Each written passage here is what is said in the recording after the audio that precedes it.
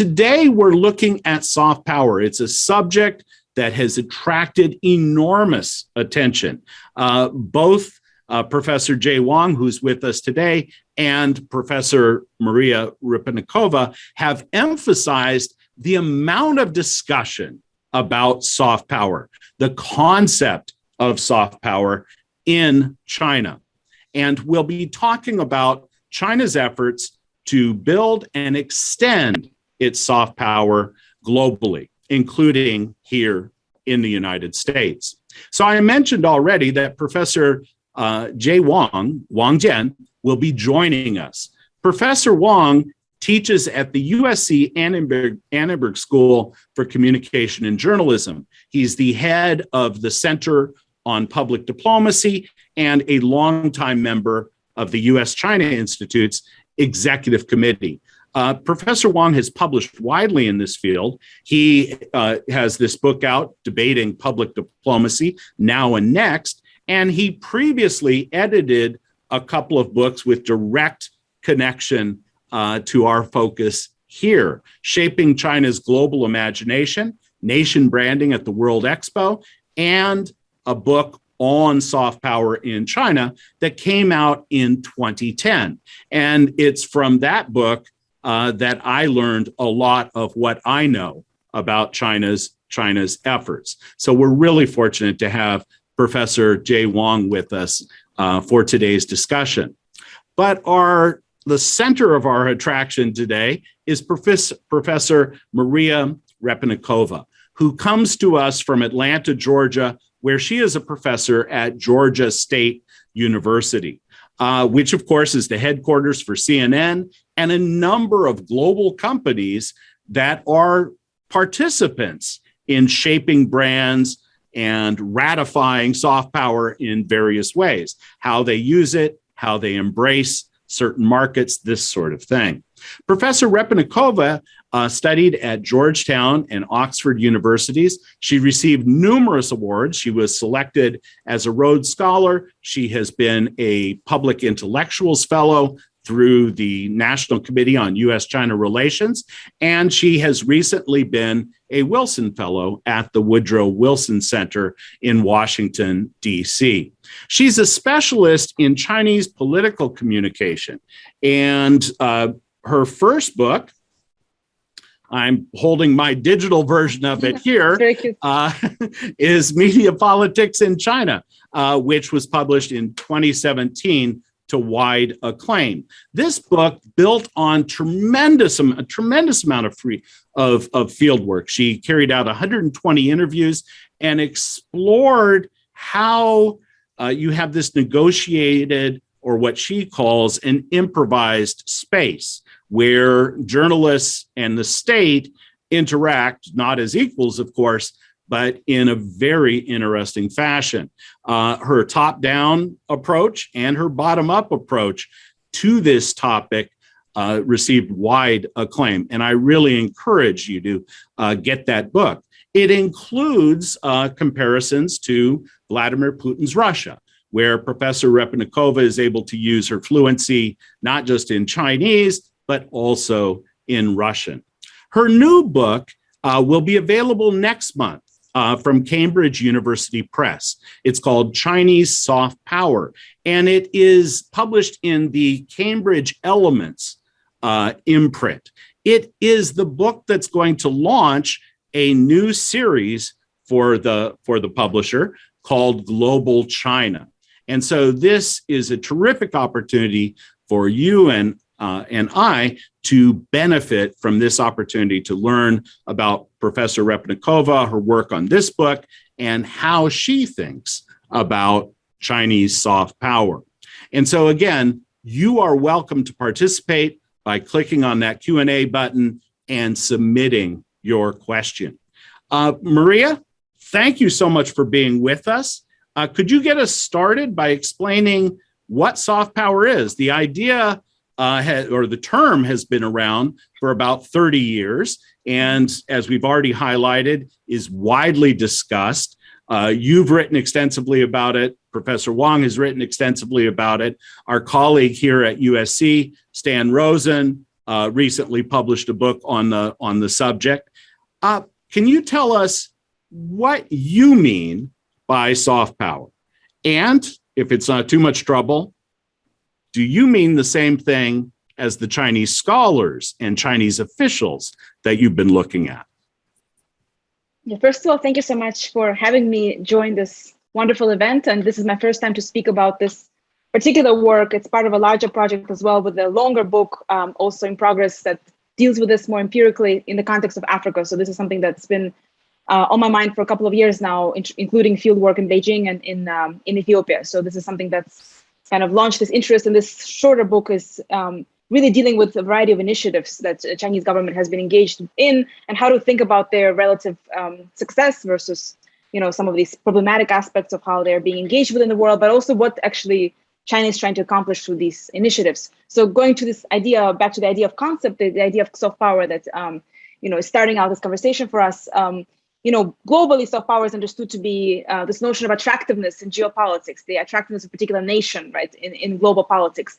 So this concept was really coined by Joseph Nye, as many of you know, who've been writing and thinking about this in 1990, and he talked about this particularly through the prism of the United States, this idea that the US is not actually facing a decline post-Cold War, but in fact, it has this potential to continue to be a global power, superpower, through softer mechanisms, through attraction, through enticing publics around the world. And specifically, he noted, values, political values, culture, and foreign policy as kind of the three different instruments of soft power.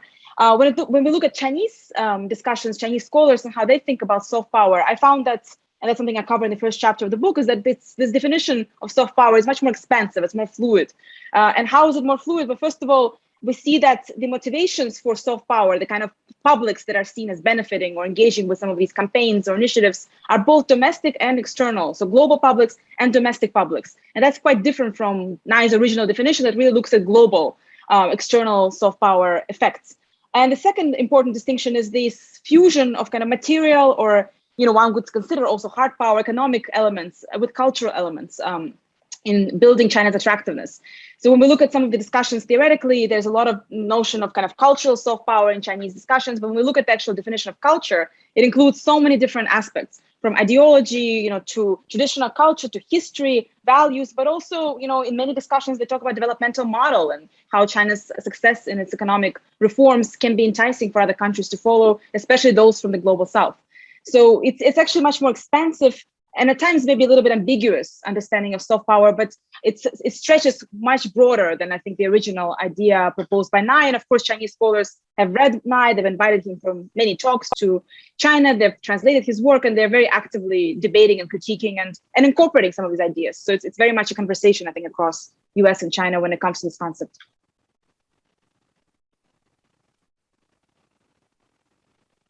Sorry, thank you. Oh. We want to go to Professor Wang, to Jay in just a second, but could you say something more about this embrace on the part of Chinese officialdom of the idea? You write extensively about, the previous government led by Hu Jintao and Wen Jiabao, but also about Xi Jinping. And you mentioned, for example, Xi Jinping's focus on the question of cultural security. Mm-hmm. Yeah, sure. So I think the idea of soft power has been engaged with or embraced in some form since mid-2000s or so. Some trace it even earlier.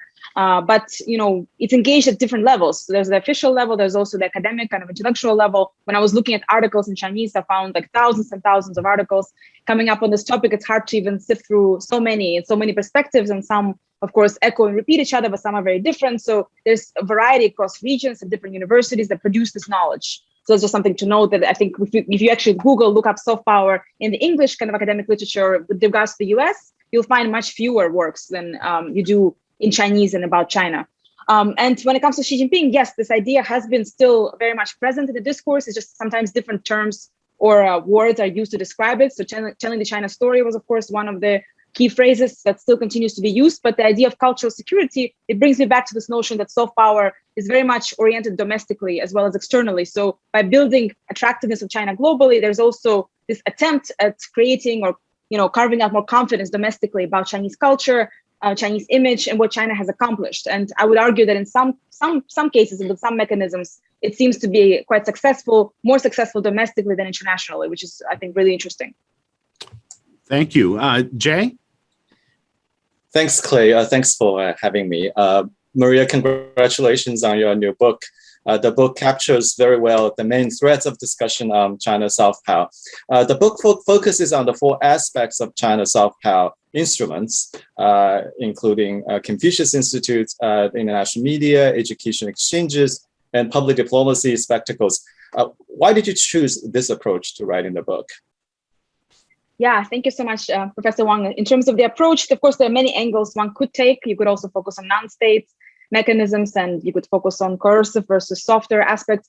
I was interested in this approach because those are like the key diplomatic public diplomacy mechanisms that are used by many countries, not just China. So most major countries have cultural institutes. They try to explain their story or tell the story through external media, often state-funded outlets, including democratic countries. And there are, of course, public diplomacy summits and educational exchanges. So those kind of, to me, encompass some of the key public diplomacy mechanisms and channels that are not unique to China. So I wanted to see, given that they're broadly applied to everywhere, how is China doing it differently? How is it engaging in these mechanisms in a particular, maybe Chinese way, or is it similar to other nations? So making it a little bit more comparative. And at the end of the book, I also encourage more comparative research to look at other cases, not to kind of leave this research only to a China lens, but to really contrast what China is doing with other countries.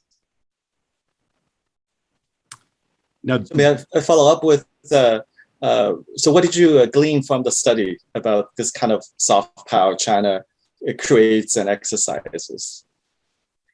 So, I mean, there are several, I think, themes. I mean, first of all, I think, this study attempts to kind of go beyond, I guess, the dichotomy of success or failure. Is it really, effective or not effective? I think those kind of conclusions can be a little bit counterproductive because depending on what you look at, you can always conclude that it's failing. And I guess if you look at some of the Chinese measurements and perspectives, you can conclude that it's succeeding. So this kind of success failure, I think dichotomy is not as interesting as looking at how it actually works and how it's evolving over time. So there are several things I think are worth mentioning. So first of all, the adaptive nature of Chinese soft power campaigns. And one of the key adaptation mechanisms or facets is its localization. So we see a lot of decentralization, how these various initiatives are actually working on the ground. Local hiring of journalists on the ground, hiring local teachers in Confucius Institutes or training them to be teaching Chinese directly, sometimes without the help of Chinese leadership or Chinese teachers, localizing products to kind of suit the demand on the ground, creating summits that actually speak to particular audiences more, in a more unique way than just kind of this large scale events that may be too generic. So I see a lot of attempts at localizing soft power, decentralizing these efforts. And as a result, also we have some, impediments that I think erupt from that because there's a lot of mixed quality in implementation. So it's not only about political legitimacy, which of course is one of the important themes in the book as well, just how legitimate is this soft power being seen by the audiences, but also how is it actually working? And I think the quality versus scale is an important issue here. There's a lot of expansion, huge investments, so much money and effort and personnel and resources, but at the same time, how is it working? And it seems to be working differently across different contexts, but also just not very even implementation. And operational challenges is something that a lot of Chinese scholars bring up as well as they analyze the efficacy of soft power, which by the most part, I think Chinese scholars also acknowledge some of the weaknesses and challenges and steps ahead, as opposed to kind of praising the overall initiative as a full success. There's a lot of a sense of kind of stepping back and reacting that much more work needs to be done. So that's just kind of a brief glimpse of some of the themes that I'm looking at. For each of these chapters, I look at, the motivations behind these initiatives, as well as, how they're actually working, and focusing especially on reception as much as we can grasp across different studies, what we know so far about reception and what we don't know. How much more do we need to learn or engage, and how do we study reception? Maria, if I could interject for just a second, I want to take you back to something you just said regarding assessments. And your focus is not on success or failure. You're very focused on the question of process, but you just made some reference to, what Chinese analysts have had to say about the process, about the effectiveness of this approach. Can you share with us some of those assessments? Do they think it's working? Sure. Yeah, that's a difficult question, but there are mixed reactions. Overall, I think the kind of the thesis or the overall arching theme that I found was that it's it's improving, but it's not enough. It's kind of like we still need to do a lot more.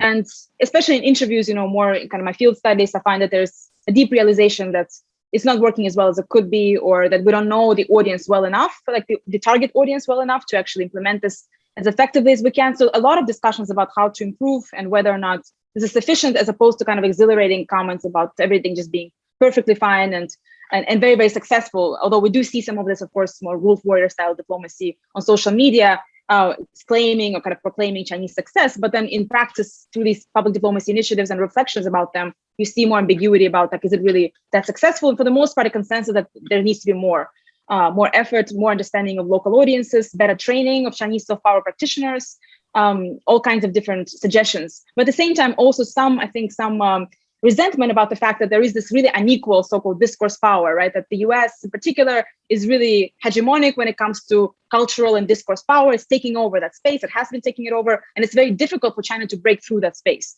So there is both kind of acknowledgement that, yeah, we could do better, but also, hey, the space is kind of taken. And it's really hard for us to fight back against what many Chinese scholars see as very unfair depictions of China and many, many misunderstandings of what China is doing in the world. So there is that sense of kind of, I think, accusations or these subtle, frustrations that are expressed in Chinese writings about the US and its role in undermining China's attempt at building its image globally. And that speaks to the fact that none of this happens in a vacuum. It's not as though you walk into a place and there isn't already history and other images and other ideas already there, those sorts of things. Now, you mentioned local adaptation and, kind of a decentralized approach to a certain extent on this. Is that seen as a strength, or are critics finding weakness in that?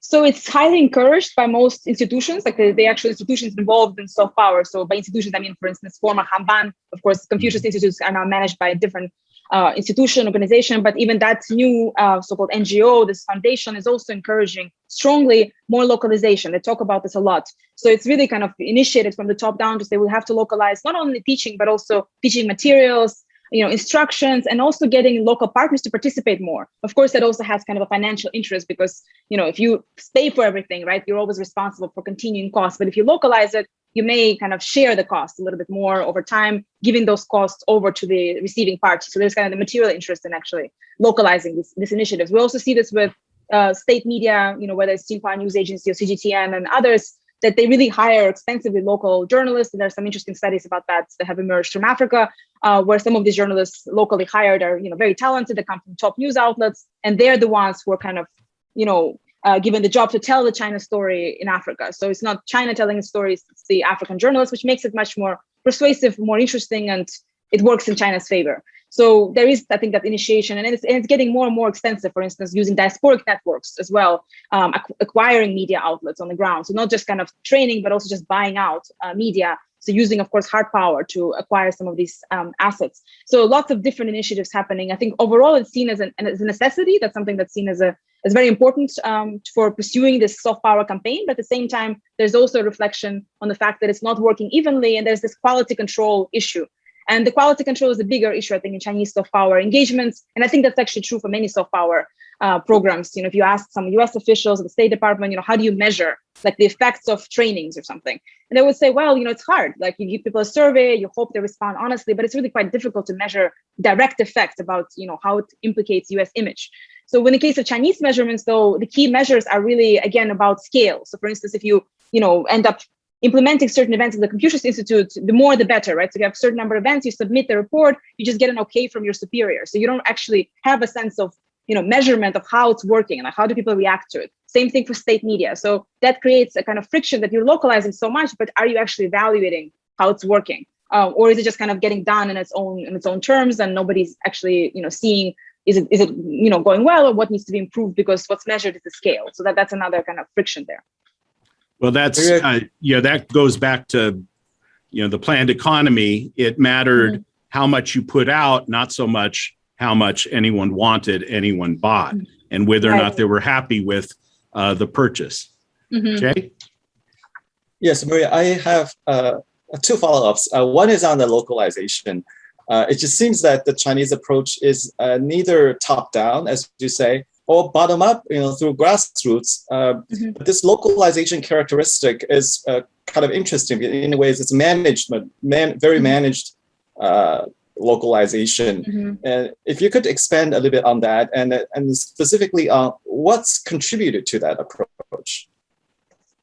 Yeah, thank you. That's a really insightful question. So I think in the managed localization is a great way to capture it, and also very much reflects domestic efforts of experimentation, right? Kind of this experiment-driven governance that we see not only in the media sphere, but in all sectors, especially the early economic development that really relied on kind of the small-scale experiments with local officials or local entrepreneurs. So in some ways, it seems to me that this is kind of echoing on some of these domestic mechanisms of kind of managed localization. In some ways, it's also experimental. You see how it goes, but you can always control it because it's not completely grassroots, as you say. It's not like everybody's given free right to just do whatever they want. They're still reporting upwards. There's still some control over who gets to localize, who is hired. It's not completely let go to experiment freely. There's always that management from the top, or at least some sense of the shadow of the party state involved in its initiatives.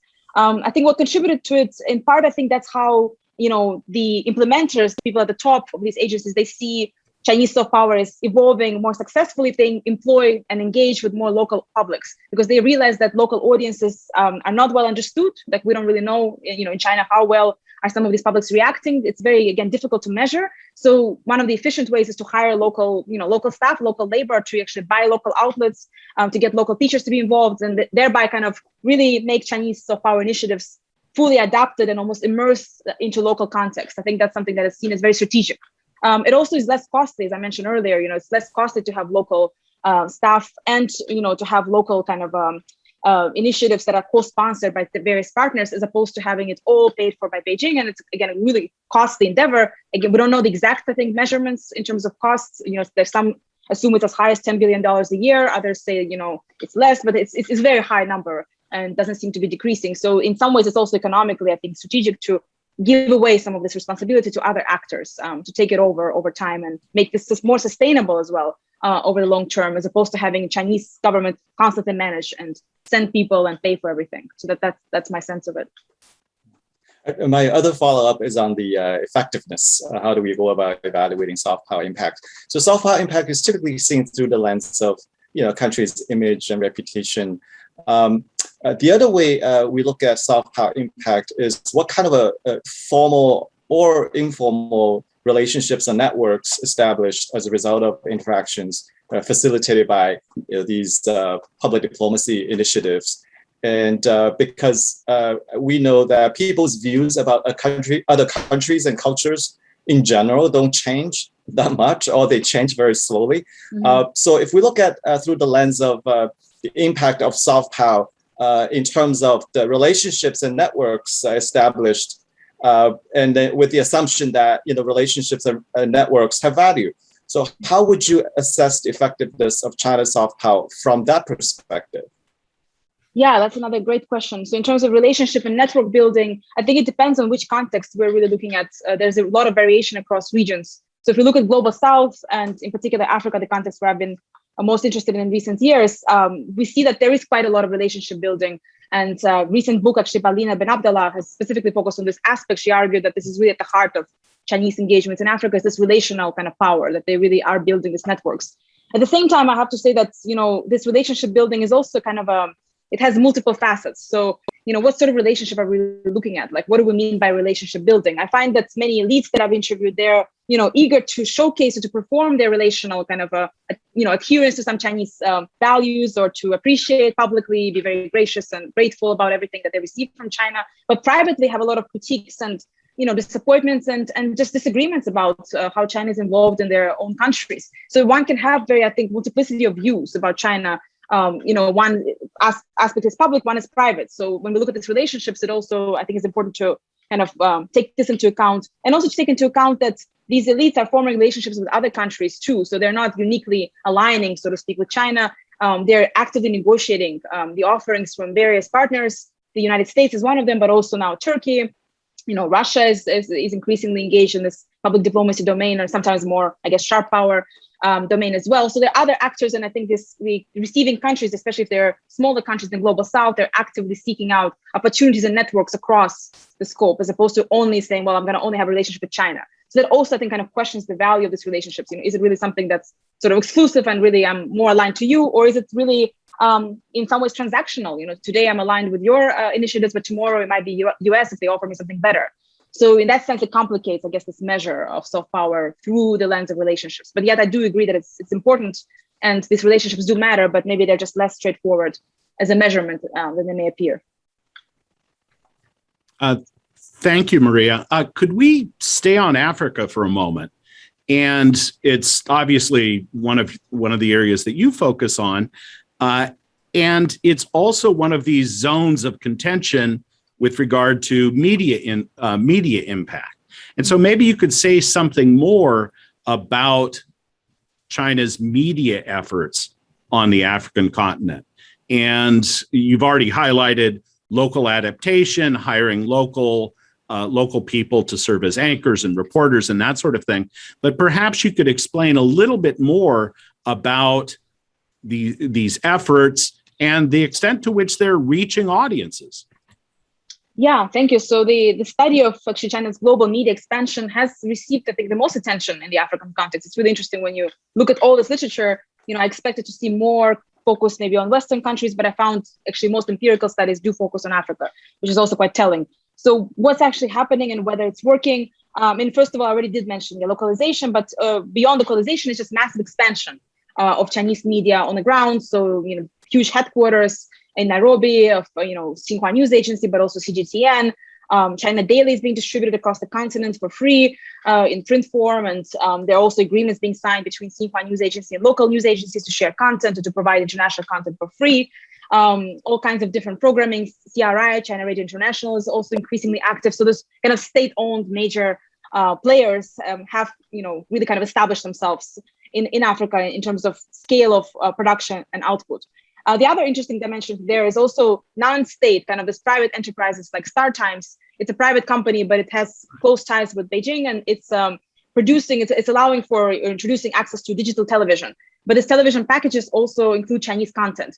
So I think it's actually one of the most effective approaches because digital TV access is obviously very desired, but then one might not think of Chinese content at first, but it comes in a package. So it's kind of easy to click and see and explore some of these Chinese soap operas or other educational content through that kind of hard, infrastructure channel. So I found that to be really, really interesting and an exciting area of research. But in terms of more traditional media, just kind of the reporting about Africa, China-Africa relations, the effects so far from these studies are quite mixed. And for the most part, not really indicating a high degree of success as far as, how much this content is being picked up or taken up by local publics. So the similar factors like legitimacy, trust for this particular content, it comes from a state-owned outlet, but also associations with Chinese Communist Party end up kind of, in some ways complicating this relationship with this content and local journalists who are working for local outlets.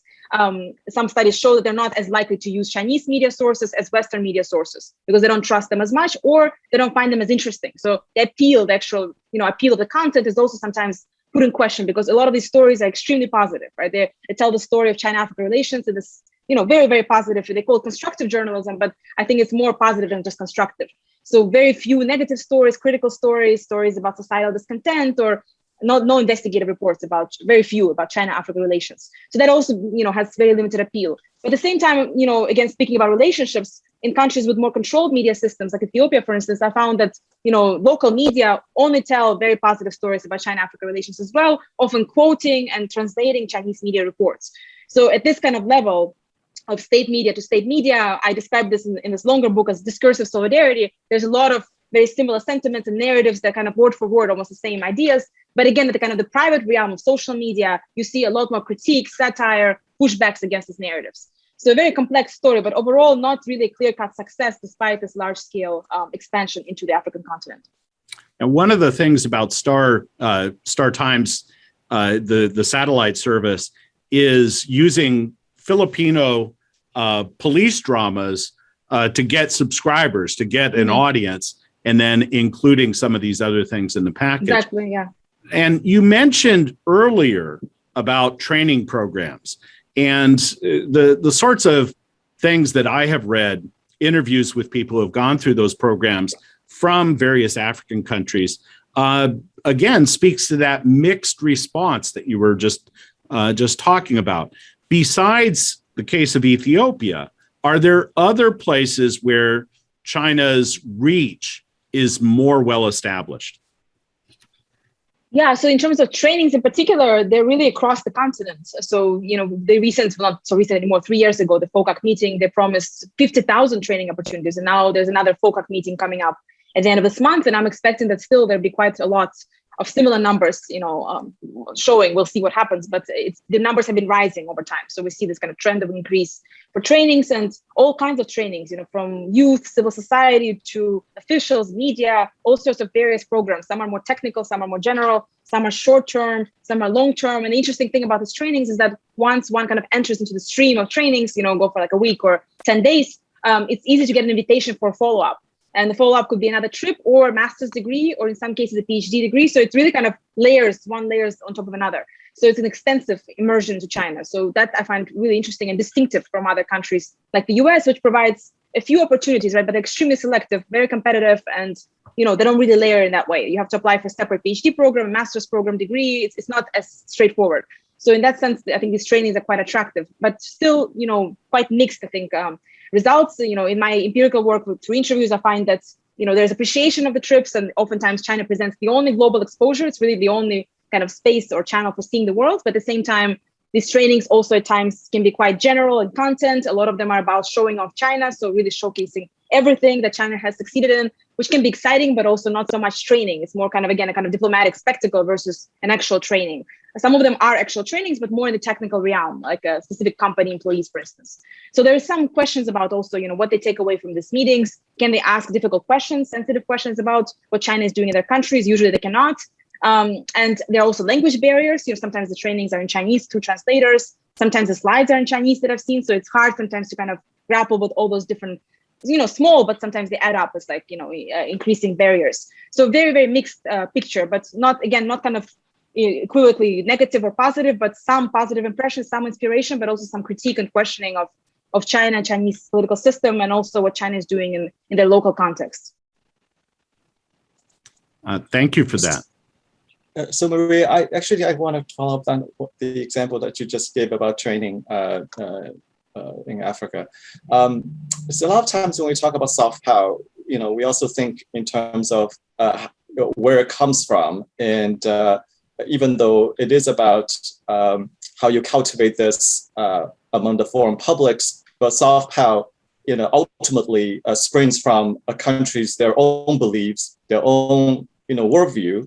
And in the Chinese worldview, in terms of how it conceives itself and its relationship with the world, and we have the Middle Kingdom syndrome, of course, the mindset, and then the country certainly has has its own phantoms of the century of humiliation experience and all of that. So how does China, both at the elite level and at the public level, view its relationship with the world in current times? And especially in this age of global challenges, also the need for, planetary imagination and collective intelligence. How does China see itself, vis-a-vis the rest of the world? And I think that may also help to explain, why some of the content that's expressed through these training programs may not be really about helping building capacity. Is really about talking about themselves. And so I wanted to hear a little bit from you on that. Yeah, that's a great question. So how these visions, what they are and how they actually are communicated, and how that implicates maybe this mixed perceptions. So, a couple of things. First of all, I think when we think about China's presentation of its own kind of political system, the values, what I was, I guess, surprised by, but in the end, it makes quite a lot of sense, is that a lot of the language used is borrowing on Western narratives. So for instance, instead of explaining something particularly unique about Chinese ideology, political thought, it's borrowing on language of democracy and explaining how in many ways China carries or manifests these democratic principles more effectively than Western countries. So more meritocracy, more participation from the public, more efficient, more delivery of various benefits and so forth. So a lot of it is trying to justify, that China is on par with Western liberal democracies and more effective. So it's not any worse off, but actually it's better at implementing that democratic system that's seen as a superior system. So I found that to be quite interesting, that instead of kind of, communicating its own unique vision, values, it seems to be communicating that's justifying itself vis-a-vis the critique that, of course, China faces about its authoritarian system, and that it's not actually a democracy and it cannot compete without being so. So that was one of the things I've spotted through the trainings, especially that explain Chinese political kind of system and views. The other aspect of it is really prioritizing economic empowerment to any other forms of empowerment. So very much about prosperity, shared prosperity, material gains, practical benefits, and kind of leaving aside the more value-oriented discussions. And the values that are being, promoted are very much economic values. So we see this a lot, of course, in Xi Jinping's language. And I think it's not only about Africa, it's really BRI, Global South. We see this kind of speeches that it's all about shared wealth, shared goods, and China is there to help, the win-win. It's kind of this notion of building a better world by sharing, by communicating, by engaging. But of course, the critique that comes back is that who is actually winning? Is it an equal, equitable kind of victory, or are some countries losing more and China is winning more? So what's behind this? So there's a lot of questioning of this idea of win-win. But what's communicated really is that, as opposed to kind of seeing this in terms of hegemonic forms of here's the United States is the most powerful country, just wants to squeeze and get the most out through its resources. China wants to share, it wants to complement other countries, and it's still presenting itself as a developing country. There's of course a lot of discussion, is it really Global South, is China a developing country? But its presentation focuses on the fact that it is disadvantaged, it's still struggling, it's still moving forward, so it's part of that larger world that needs more help. So all of that is in some ways contradictory, but very interesting to study and to learn from. And of course, it leaves very mixed perceptions, because many of these participants come out and say, well, is it really a developing country? It doesn't seem to be the case. And is it really a democracy? If we can't ask questions about sensitive topics and we can't access social media. So a lot of different questions come out from that presentation, sometimes agreeing and sometimes also looking for answers that they can't find or seeking new explanations. Can I just ask, this is fascinating. In what ways do you think that like the hybrid framework in general, that's being sort of used and applied for us to kind of understand the complexity, all these nuances and seemingly contradictory, tendencies that China kind of embodies. I just want to hear a little bit from you. What sort of a hybrid frameworks that you have seen, that's being used to look at China? So do you mean hybrid frameworks put forward by Chinese communicators, or more by in general? In general, yeah. Because it doesn't really fit easily kind of nicely into some of the sort of established kind of these the models or the frameworks. So I'm just curious, especially when you were talking about all these contradictory tendencies that and seemingly contradictory tendencies that you see in China's practice of soft power. Yeah, I guess it's like some of the frameworks we've seen over time develop as well as kind of heavily capitalist but authoritarian states, the kind of state-centered development model. A lot of African visitors take that away. So this particularly the most impressive thing is how the party state has led this whole developmental approach, regardless of whether it's seen as democracy or not democracy. It's really the central role here of, is this the efficient governance by the party? So that kind of unifies it all together, brings the whole thing together. So this idea of combining, state-led kind of development with openness to the world, it's still very much engaged in the world and very much globally positioned. We've seen this under Xi Jinping, engagement in climate change discussions, all kinds of conversations, and yet still very much controlling how this development takes place by strict and increasingly, I think, more tight controls from the government. So those kind of, contradictions sometimes are captured in this sort of hybrid frameworks. But at the same time, I think we're also seeing more and more attempts to simplify, I think, what China is about, especially in kind of policy discourses here in the US. I think the attempt is less so at hybrid frameworks, but more so to say, well, it's just the basically exporting its authoritarian system. It's this illegitimate player. It's immoral. So I think we see a lot of these kind of language actually coming out that's very difficult to counter, and that's dominating a lot of discussions about China in the world. So the complexity and the kind of the hybridity, I think, is not always welcome when we think about this from a policy perspective. At least that's what I encountered in Washington. Nuance is not always favored in politics, right? No, so that's one of the fundamental challenges.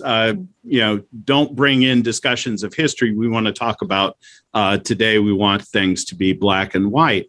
But you just made some passing reference to media access, to internet censorship, these kinds of these phenomena. And I'm curious, because the Chinese approach to soft power doesn't much distinguish between the external and the internal, except perhaps in some methodology, in who delivers some of those things. And Xi Jinping and his predecessors have been committed to winning the public opinion battle. And by one mechanism to do that is to manage information flow, information access. And I'm curious how that plays, that aspect, that controlling aspect that you just highlighted, how that plays for audiences outside of China. It's seen as absolutely essential within China, but does it hurt China's efforts abroad, those restrictions, to the extent that they're known about? Yeah, that's a great question. I touched about this when I discussed legitimacy of Chinese soft power initiatives, especially the media in a global sphere. And one of the issues is this kind of friction between domestic and global audiences when it comes to media control and media regulation. And this, I think, has started to intensify, some years ago already under Xi Jinping, but this notion of kind of blending external and domestic censorship. So some of the journalists I spoke to who work for these external bureaus, they discussed how they increasingly have less space to tell certain China stories, right? So if you're telling a China story to global publics, and if it's always a positive story, it's very hard to gain much credibility. And they have a really difficult time to tell a more mixed, just a more complex story. Sometimes the gray stories, the less, immediately positive. Maybe there are some positive tones, but still some critical or negative dimensions. Those stories are harder to produce and to kind of basically to publicize because there are many restrictions these days. It's not encouraged. So as a result, a lot of like global Western media or just global outlets present in China will tell that story better and quicker. So they don't have the same competitive edge because they're not telling that story that they could tell because they have the local personnel, because they just can't report on some of these issues. So I think it definitely does inhibit its capacity to explain, to win, to engage, and to build credibility globally, because the content is seen as not only necessarily less credible, but also less exciting. In fact, some studies in Latin America found that RT, Russia Today, was actually preferred to CGTN, which is interesting because both are state-sponsored, right? But RT is a more combative kind of news outlet, especially when it comes to reporting on America or the world. It just has a much more combative stance, and that seems to be more exciting to audiences than the more constructive, kind of very balanced and sometimes a little bit too maybe a calm style that we see on CGTN. So that's also tied, I think, to restrictions. How much can you really report? What stories can you tell? And if you can't tell many of the stories that interest the public, that creates gaps and also misunderstandings. Yes, to kind of continue in that vein, as you say, one way that you earn credibility is by sharing negative stories and stories of social problems and things like that. And the Chinese media is much more open to that than it once was. But still, usually when you're talking about a social problem within China, you're only talking about it after a government answer has been developed and is in the works, right? So this was an issue, but we've got it and we're moving to solve it. And that, of course, doesn't always win favor. And it doesn't play to what should be an advantage for Chinese media, the comprehensive networks within China, the ability to, get places and tell stories and draw on all these resources that's not available to anybody else. Mm-hmm. And yet that opportunity is sometimes squandered through those restrictions. Yeah, I think it also speaks to the kind of the blending of domestic and external reporting in general, because domestically, if you look at media guidance, for the most part, when it comes to crises, one has to have some solution or some kind of a hopeful tone or some constructive element to publish such a story. We've seen this over and over, even with the most critical outlets like Caixin and others during this pandemic.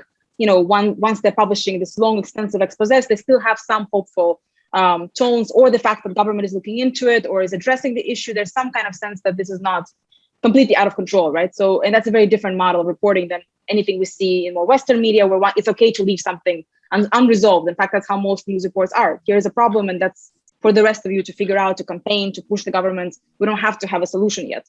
So the solutions-oriented constructive reporting, I think the same kind of lens gets applied to external journalism. And interestingly, this constructive reporting is also being sold as a new model of reporting that some scholars in China who work on Africa and with African scholars, they're kind of selling or sharing this idea that, Western media model is not productive to tell Africa's story. Africa's story is being told through this really negative, pessimistic lens, but here's a constructive lens. We can tell a very different, more hopeful story about Africa. And that's how a lot of this kind of soft power is also being communicated, that here we are with a different journalistic model. But then in reality, when you look at the content, it's often maybe less constructive, but just very, very positive.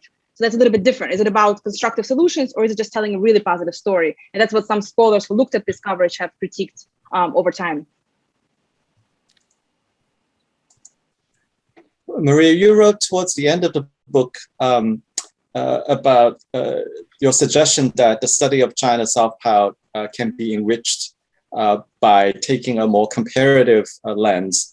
Mm-hmm. And of course, one may argue that any kind of inquiry or assessment of this kind is inherently comparative. Mm-hmm. But what you're saying is that we need to make it explicit in examining this particular subject matter. Can you elaborate on that, and why is that important? Sure. So yeah, I agree that any study like this does have a comparative context that we're always positioning ourselves into, because especially when it comes to the concept itself that was emerging from the US, you can't avoid to have some comparison. But I think what I had in mind here is more empirical studies that really compare some facets of Chinese soft power implementation with that conducted by other powers. And in particular, I had in mind the United States, but also comparison across other non-democratic countries like Russia, Turkey. There are a lot of comparisons here, especially when it comes to media expansion, but also looking at comparative across different contexts. How does Chinese soft power work or doesn't work in one part of the world versus another, in the context of cultural similarity or difference in more authoritarian, democratic, or places with more diasporic communities or less. So there are all kinds of, I think, insightful comparisons that can be made.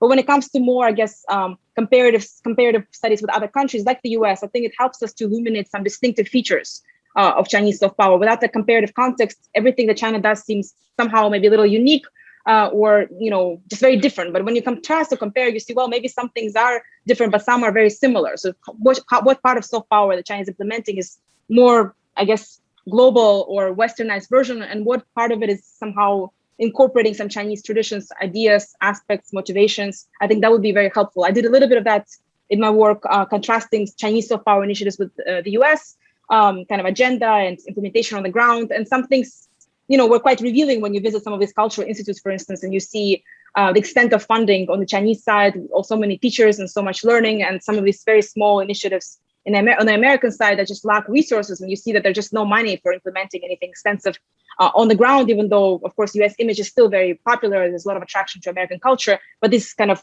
state-sponsored initiatives, arguably, maybe are sometimes less effective. So you see some of these distinctions when you look at them kind of on the very ground level. You also see through narratives and ideological kind of statements. You see that the American soft power campaign is still very much emphasizing the same values and ideals from the Cold War. It's very much the same message. I think it hasn't evolved that much. And on the Chinese side, we see a lot more economic narratives, a lot more pragmatic narratives, less so this kind of idealistic or ideological language.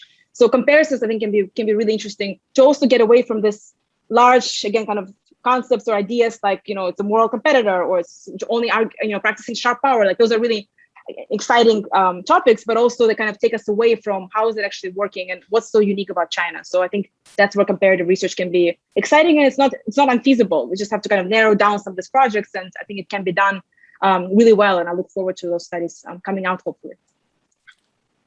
Thank you for that. Maria, I wanted to try and weave together three of the questions that we've received.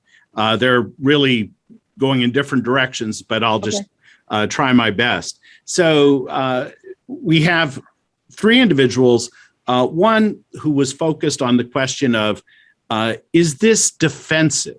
Is China's soft power effort defensive, to try to define itself rather than to let the United States or others define it? And so that's one aspect of it. Another person asked, well, is China's soft power just as misleading as American soft power, with these heavy-handed messages about democracy, freedom, these sorts of things that you say haven't changed since the Cold War?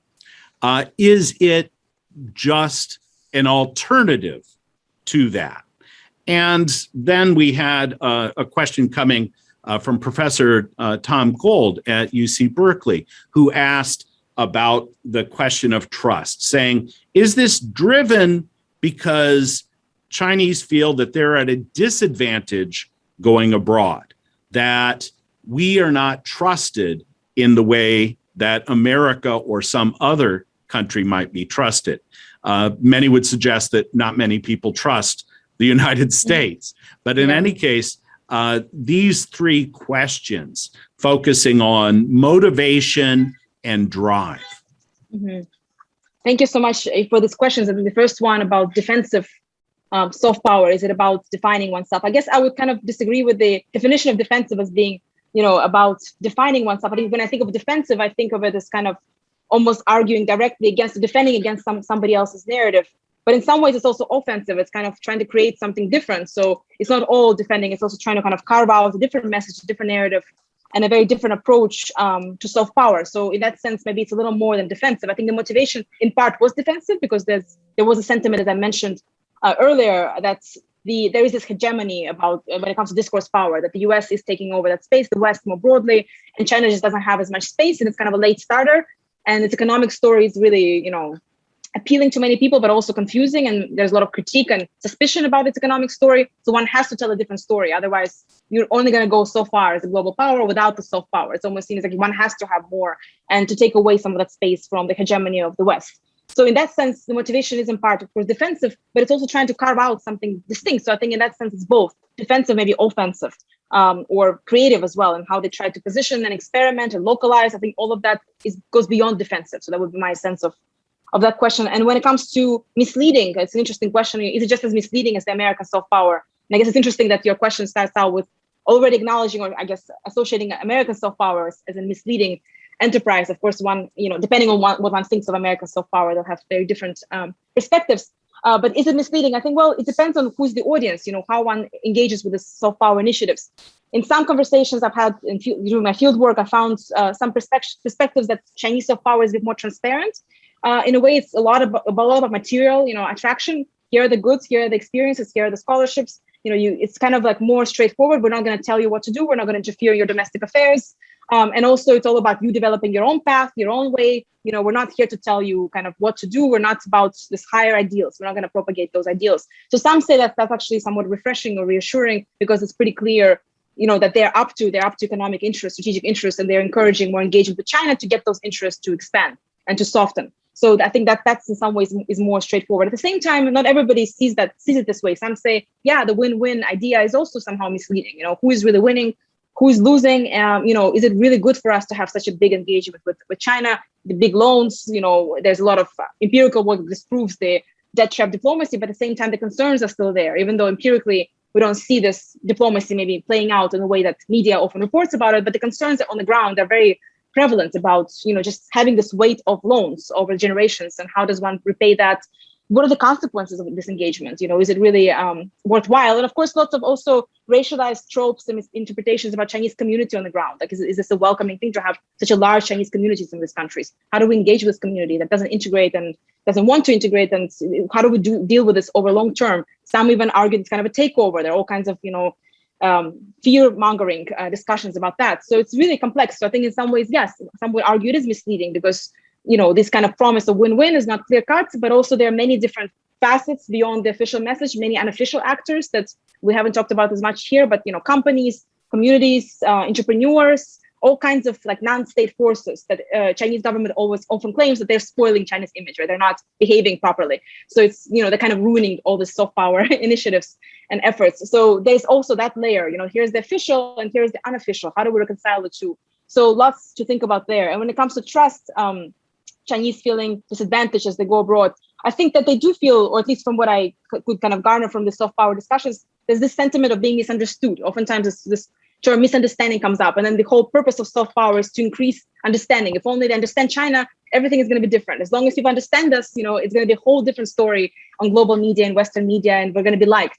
So kind of almost this kind of emotional response that there's some kind of real, deliberate, and sometimes not deliberate, just kind of ignorance and misunderstanding. So I think there is a fear that, going abroad, there is some disadvantage. There's some misperceptions, negative perceptions that one has to kind of battle, or we have to explain ourselves, explain our story. And at times the contrast has been made with the US, that the US is already so liked that, they don't have to invest as much and do so much to increase or improve the image because it's already kind of has the strong, again, discourse power.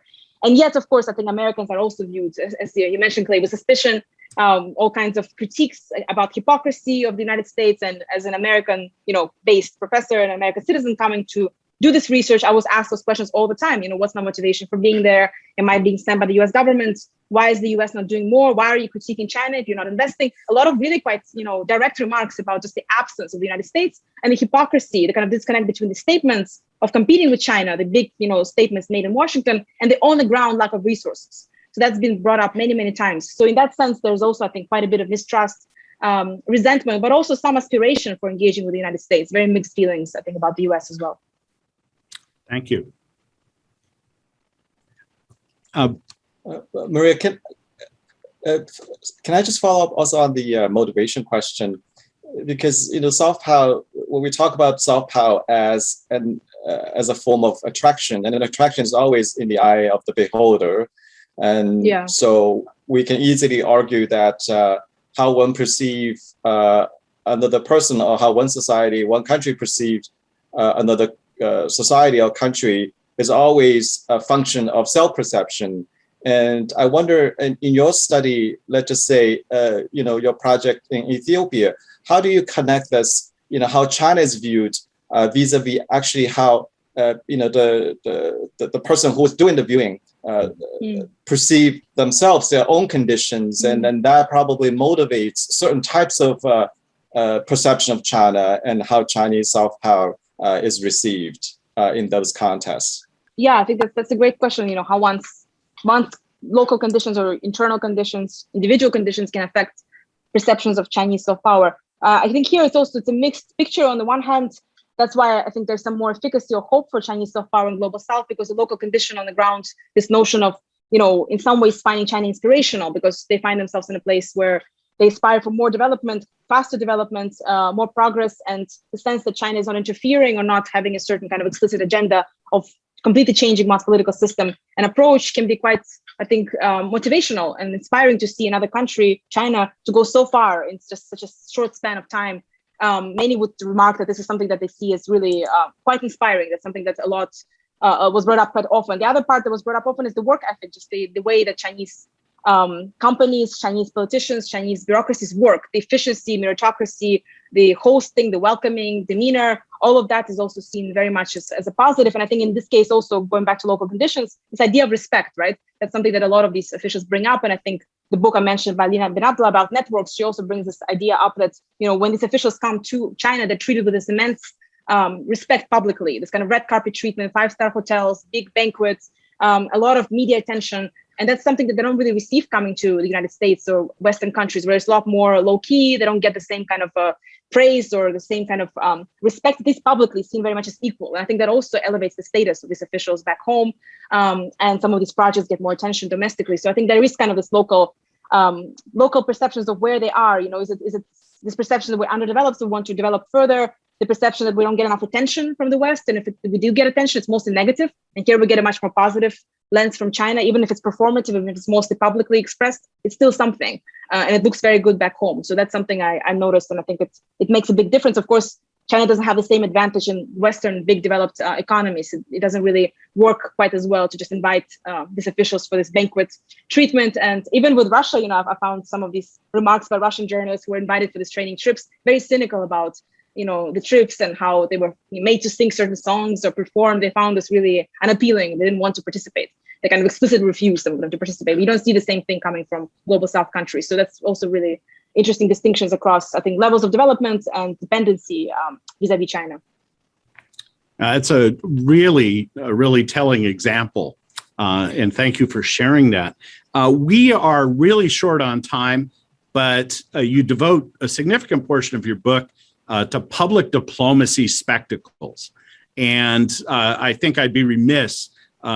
Jay has written extensively on, for example, the Shanghai World Expo.